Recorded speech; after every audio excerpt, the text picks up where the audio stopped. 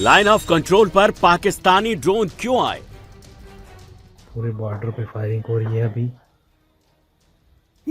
ये देखो कैसे गोलियां जा रही हैं।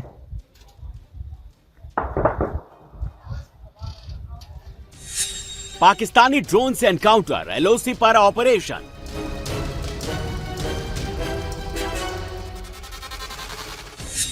सांबा, पुंछ, राजौरी, मुनीर की मिडनाइट साजिश।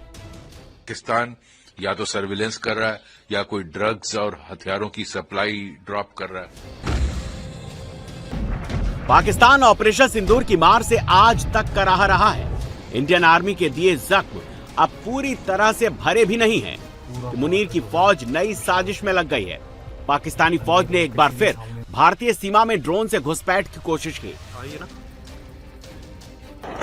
जिसके बाद एलओसी से लेकर इंटरनेशनल बॉर्डर पर भारतीय सेना फुल अलर्ट मोड में है।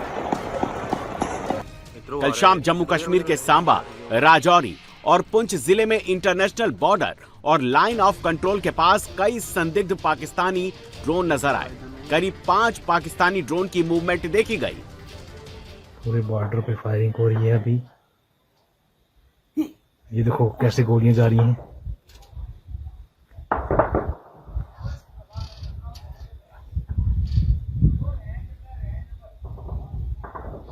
पूरा बॉर्डर जो है नौशेरा सेक्टर, लंगर गांव के सीधे सामने ऊपर से गोली जा रही है।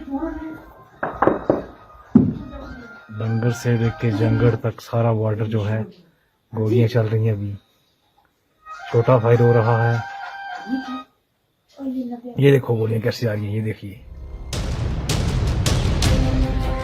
आशंका है कि पाकिस्तान की तरफ से भारतीय सीमा में हथियार या ड्रग्स ड्रॉप करने की साजिश थी, जिसे एलओसी और इंटरनेशनल बॉर्डर पर मुस्तैद हमारे जवानों ने नाकाम कर दिया। रविवार शाम पुंछ जिले के मनकोट सेक्टर में एलओसी के साथ टैन गांव से टोपा की ओर बढ़ता हुआ एक संदिग्ध ड्रोन शाम करीब 6:25 पर देखा गया।